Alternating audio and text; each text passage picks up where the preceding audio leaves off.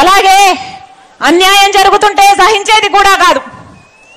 ఇక్కడ అన్యాయం జరుగుతుంది కాబట్టి ఒక హంతకుడిని మళ్ళీ గెలిపించకుండా ఒక హంతకుడు మళ్ళీ చట్టసభలకు వెళ్ళకూడదని ఈరోజు రాజశేఖర రెడ్డి బిడ్డ ఈ నిర్ణయం తీసుకొని ఇక్కడ నిలబడింది. మీ రాజశేఖర రెడ్డి బిడ్డను గెలిపిస్తారో ఓడిస్తారో మీరే నిర్ణేతలు.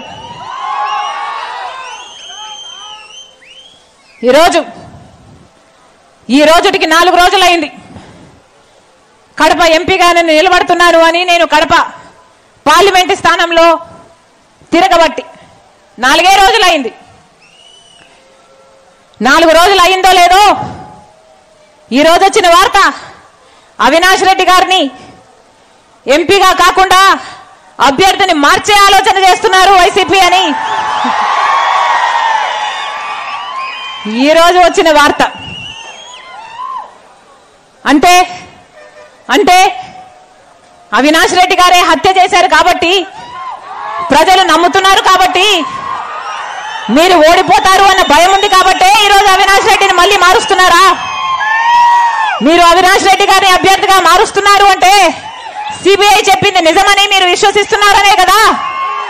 సిబిఐ చెప్పింది నిజమని మీరు ఒప్పుకుంటున్నారటే కదా. అవినాష్ రెడ్డి గారిని మారుస్తున్నారు అంటే హత్య చేసింది అవినాష్ రెడ్డి గారు కాబట్టే కదా. ఆయనను కాపాడుకునే ప్రయత్నంలోనే మళ్ళీ ఈ ఓటమి నుంచి కాపాడుకునే ప్రయత్నంలోనే కదా ఈరోజు మళ్ళీ అభ్యర్థుల్ని మారుస్తున్నారు. జగన్మోహన్ రెడ్డి గారు సమాధానం చెప్పాలి. అవినాష్ రెడ్డి గారి అభ్యర్థి అయినా కాకపోయినా జగన్మోహన్ రెడ్డి గారు సమాధానం చెప్పాలి. పులివెందల ప్రజలకు సమాధానం చెప్పాలి. వివేకానంద రెడ్డి గారు అంత ఘోరంగా చచ్చిపోతే ఇందాక సునీతమ్మ చెప్తుంది ఆ గొడ్డలి వేట్లకు ఎంకలు బయటకు వచ్చాయట, మెదడు బయటకు వచ్చిందట, అసలు ఏమీ అర్థం కాని పరిస్థితిలో ఉందట ఆ రోజు వివేకానంద రెడ్డి గారి బాడీ. అంత ఘోరంగా వివేకానంద రెడ్డి గారిని చనిపోతే సాక్షి ఛానల్లో మాత్రం హార్ట్ అటాక్ అని చెప్పడం జరిగింది. ఎందుకో సాక్షి ఛానల్లో వివేకానంద రెడ్డి గారిది హార్ట్ అటాక్ అని ఎందుకు చెప్పారో జగన్మోహన్ రెడ్డి గారు సమాధానం చెప్పాలి పులివెందల ప్రజలకు. జగన్మోహన్ రెడ్డి గారు సమాధానం చెప్పాలి పులివెందల ప్రజలకు. ఆ రోజు వివేకానంద రెడ్డి గారు చనిపోతే సిబిఐ ఎంక్వైరీ కావాలి అని కోరిన మీరు ఆ తర్వాత ముఖ్యమంత్రి అయిన తర్వాత నేను సిబిఐ ఎంక్వైరీ కోరితే అవినాష్ బీజేపీ పార్టీకి పోతాడు, నేను సిబిఐ ఎంక్వైరీ వేయలేను అని మీరు ఎందుకన్నారో జగన్మోహన్ రెడ్డి గారు ఈ పులివెందల ప్రజలకు సమాధానం చెప్పాలి. ఇన్ని రోజులు హంతకుని పక్కన పెట్టుకోవడమే కాకుండా 5 సంవత్సరాలుగా కాపాడుతూ వచ్చారే, ఎందుకు రాజశేఖర రెడ్డి గారి తమ్ముడి విషయంలోనే మీరు న్యాయం చేయలేకపోయారో జగన్మోహన్ రెడ్డి గారు పులివెందల ప్రజలకు సమాధానం చెప్పాలి. 5 సంవత్సరాలు కాపాడడం ఒక ఎత్తైతే 5 సంవత్సరాలు ఒక హంతకు హత్య చేశాడు అని సిబిఐ చెప్తున్నా, నిందితుడు ఈయన అని చెప్తున్నా కాపాడడం ఒక ఎత్తైతే మళ్ళీ అక్యూజ్డ్ గా చేర్చిన అదే అవినాష్ రెడ్డికి మీరు మళ్ళీ టికెట్ ఎందుకు ఇచ్చారో జగన్మోహన్ రెడ్డి గారు ఈ పులివెందల ప్రజలకు సమాధానం చెప్పాలి.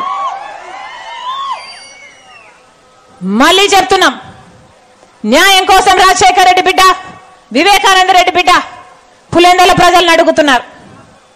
న్యాయం పక్షాన నిలబడండి, న్యాయాన్ని గెలిపించండి, ధర్మాన్ని గెలిపించండి. కేవలం ఈర్ష్యతో వివేకానంద రెడ్డి గారు బతికుంటే వివేకానంద రెడ్డి గారు ఎప్పుడూ మాకు అడ్డే అని అడ్డు తొలగించుకున్న నీచులు. వీళ్ళకు మీరు ఓట్లు వేయాలో లేదో నిర్ణయించుకోవాల్సింది మీరే. ఇంకో విషయం కూడా చెప్తున్నా, వివేకానంద రెడ్డి గారు చిన్నాన చనిపోక కొన్ని వారాల ముందు నా దగ్గరికి వచ్చారు. అమ్మా నువ్వు ఎంపీగా పోటీ చేయాలి, అవసరం ఉంది, నువ్వు ఒప్పుకోవాలి, ఎలాగైనా ఇది అవసరము అని నన్ను ఒప్పించే ప్రయత్నం చేశారు. ఆ రోజు నాకు అర్థం కాలేదు ఎందుకు ఇంత పట్టుబడుతున్నారు వివేకానంద రెడ్డి గారు అని. కానీ ఈ రోజు ఆలోచిస్తే అర్థమవుతుంది. ఆ రోజు నేను ఒప్పుకొని ఉంటే ఎన్ని అనార్థాలు ఆగిపోయి ఉండును. కేవలం వివేకానంద రెడ్డి గారు వాళ్లకు అడ్డు అని, వివేకానంద రెడ్డి గారి బ్రతికుంటే ఈసారి టికెట్ వచ్చింది ఇంకోసారి రాదు అని, వివేకానంద రెడ్డి గారి బ్రతుకుంటే ఎప్పటికైనా వాళ్ళ పక్కలో బల్లెమని, వివేకానంద రెడ్డి గారి బ్రతుకుంటే వాళ్ళని ఎదగనివ్వడన్న ఈర్ష్యతో వివేకానంద రెడ్డి గారిని చంపేశారు. ప్రెస్ వాళ్ళందరూ నా ఇన్విటేషన్ అంగీకరించి ఇక్కడికి వచ్చినందుకు థ్యాంక్స్ అండి. నా ఉద్దేశం ఏంటంటే, ఈ ప్రెస్ మీట్ యొక్క ఉద్దేశం ఏంటంటే, మా ఇంటి ఆడపడుచులు, వైఎస్ కుటుంబ ఆడపడుచులు మా కుటుంబ గౌరవాన్ని రోడ్డు మీదకి వేస్తున్నారండి. నేను కూడా ఆ ఇంటి ఆడపడుచునే కాబట్టి I have to defend my family. నా ఫ్యామిలీని ఇంత అన్యాయంగా ఇట్లా మాట్లాడుతుంటే భరించలేకపోతున్నామండి. అందుకనే కొన్ని విషయాలు మీ ద్వారా వాళ్ళకి చెప్దామని ఆలోచనతో నేను మీ ముందుకు వచ్చాను. ఇక్కడ నిన్న రాత్రి నేను ఒక వీడియో చూస్తూ ఉన్నాను, వీడియో క్లిప్పింగ్ ఫ్రమ్ పులివెందుల. అక్కడ మా షర్మిలమ్మ కొంగు పట్టుకొని ఓట్స్ అడుగుతుందండి. ఈ పాలిటిక్స్లో సెంటిమెంటు ఈ కొంగులు పట్టుకొని అడగడం వల్ల గెలవగలిగితే మరి లీడర్షిప్ క్వాలిటీ ఎక్కడుందండి? అక్కడ మాటకు ముందు వైఎస్ రాజశేఖర రెడ్డి కుమార్తెనో అంటుంది. రాజశేఖర రెడ్డి అన్న ఉంటే కన్నా ఇలాగ చేసేవాడా? ఒక లీడర్కు ఉండాల్సిన లక్షణాలు ఏమున్నాయండి? అనవసరంగా అవినాష్ని దినమంతా హత్య చేసినాడని చూసినారా వాళ్ళు హత్య చేసినట్లు? ఎవరు వాళ్ళకి ప్రూఫ్ చూపించారండి?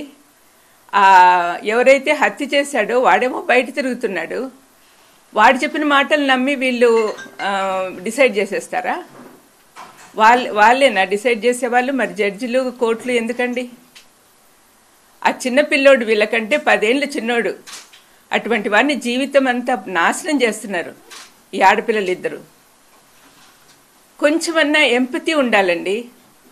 వాళ్ళలాంటి పిల్లోడే కదా, మా ఇంట్లో పిల్లోడే అబ్బాయి కూడా. మరి వాళ్లకు పిల్లలు ఉన్నారు, వాళ్ళ జీవితం అంతా ఎంత పాడు చేస్తున్నదో ఒకసారి షర్మిలమ్మ కానీ సునీతమ్మ కానీ ఆలోచిస్తే వాళ్ళకి అర్థమవుతుంది. చంపిన వాళ్ళు మేము బయట తిరుగుతున్నారు, అనవసరంగా వాళ్లకు బెయిల్ ఇవ్వమని వాళ్ళ కోసం సుప్రీంకోర్టుకి వెళ్తున్నారు.